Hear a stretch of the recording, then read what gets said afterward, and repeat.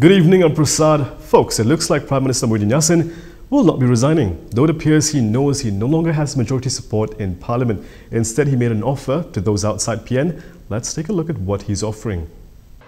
Prime Minister Muhyiddin Yassin addressed the nation today, and it appears he is keen to remain in power, though he may no longer command the majority support of MPs. According to him, this is because no one else commands the majority to replace him. Jika saya meletak jawatan pada masa ini, saudara-saudari sekalian, bukan saya seorang saja yang berhenti untuk menjadi Perdana Menteri. Menurut Perlembagaan Persekutuan, saya hendaklah meletak jawatan seluruh anggota Jemaah Menteri. Ini bermakna Kerajaan Perikatan Nasional yang mentadbir negara pada masa itu akan jatuh. Saya memikirkan dalam keadaan tiada seorang pun ahli Dewan Rakyat lain yang mendapat sokongan majoriti pada masa ini, Perdana Menteri yang baru tidak boleh dilantik menurut perlembagaan. He said a government was needed to ensure that the ongoing COVID-19 vaccination program continues as scheduled. He also made offers of several reforms if the opposition backed him in the upcoming confidence vote. So what are the promises? Bipartisan consultation for the budget, implementation of Undi 18 without waiting for automatic registration, reforms on parliamentary process, laws to prevent defection of lawmakers, and if Muhyiddin gets the support from more than 2/3 of parliament, he would amend the constitution to introduce a term limit for prime ministers. Sekiranya kerajaan berjaya mendapatkan sokongan bipartisan di Dewan Rakyat dan Dewan Negara yang melebihi majoriti 2/3, suatu rang undang-undang pindaan perlembagaan untuk menghadkan tempoh jawatan Perdana Menteri kepada 2 penggal saja dan rang undang-undang anti lompat parti akan dibentangkan di Parlimen. Najib Abdul Razak wants nothing to do with an NGO's move to petition for a royal pardon for him. In fact, Najib is looking forward to full trials to clear his name. Thanks, but no thanks. That's what former Prime Minister Najib Abdul Razak said after a group petitioned the Yang di-Pertuan Agong to pardon him for his past conviction and ongoing trials. The group, Pertubuhan Sahabat Ulul Amri Malaysia, said the pardon will pave the way for Najib to become Prime Minister again on an interim basis.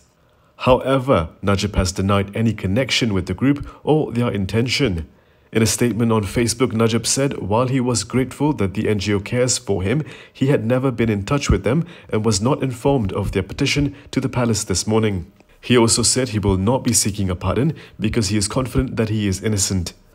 The Pakatan MP said he wants all his cases to go through a fair and transparent trial and legal processes because that is the only way to clear his name completely.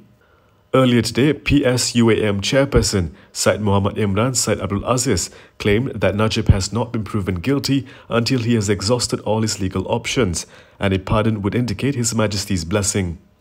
On July 7th last year, Najib was found guilty of abuse of power, criminal breach of trust and money laundering by pocketing 42 million ringgit in funds originating from government-owned SRC International Sendirian Berhad. The Court of Appeal has yet to deliver a verdict on Najib's appeal. Najib is facing a similar trial at the Kuala Lumpur High Court for misappropriating 2.6 billion ringgit from another government-owned company, 1MDB Berhad. He is also facing a trial for allegedly tampering with a government audit report on 1MDB. The Inland Revenue Board is also seeking 1.69 billion ringgit in tax arrears from Najib.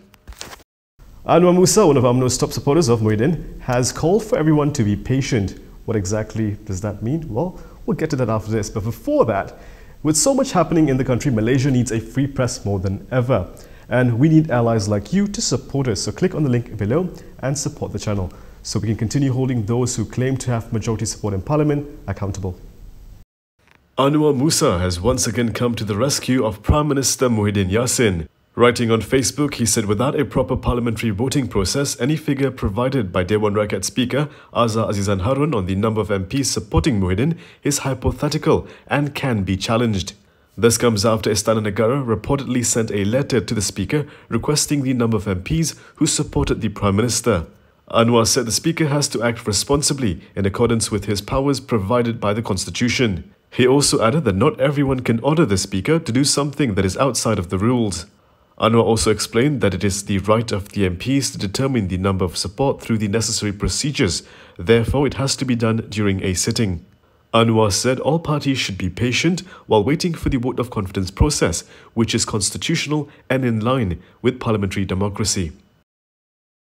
With Muhyiddin doing all he can to hold on to power, Pakatan Harapan has presented an alternative. Pakatan Harapan today had a message for all lawmakers who are opposed to Prime Minister Muhyiddin Yassin. If you're wondering what that message is, well, it's simple. Support Anwar Ibrahim and form a new majority in Parliament. The Harapan Presidential Council said this would also avoid the need for snap polls amid the COVID-19 pandemic.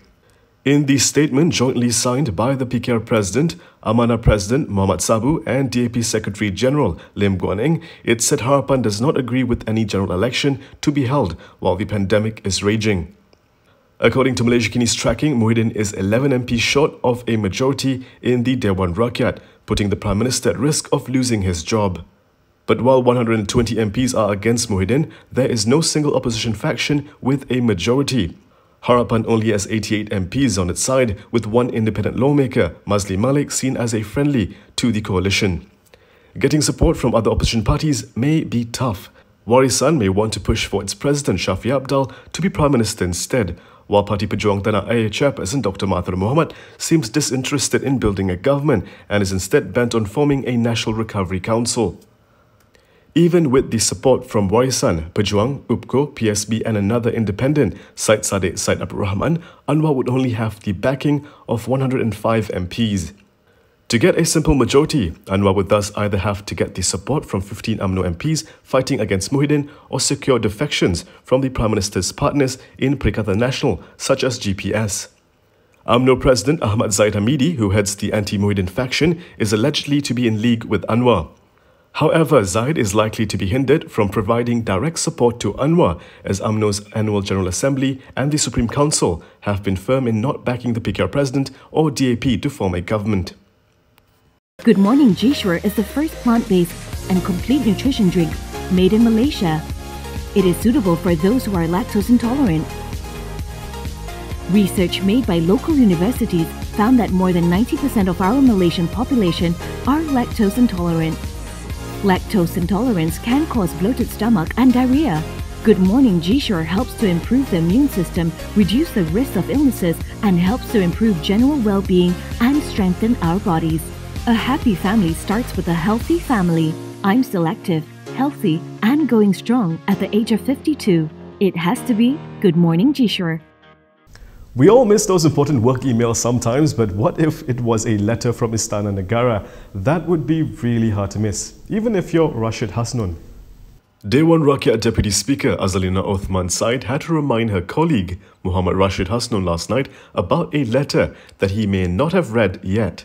Azalina tweeted the reminder after Rashid claimed to be unaware of a letter from Istana Negara asking House Speaker Azhar Azizan Harun to confirm the number of MPs supporting Muhyiddin Yassin as Prime Minister. Azalina said a copy of the letter had also been sent to her and Rashid. She included a screenshot from the news portal The Vibe's Twitter account, which quoted Rashid claiming there has not been precedent where the Agong would directly communicate with the Speaker on parliamentary affairs. Yesterday, Malaysia Kini reported that the Comptroller of the Royal Household, Ahmad Fadli Samsudin, had sent a letter on August 9th asking Azhar to confirm the support for Muhyiddin. Responding to the Malaysia Kini report, Rashid had reportedly told the Vibes that he is uncertain whether Azhar had received such a letter.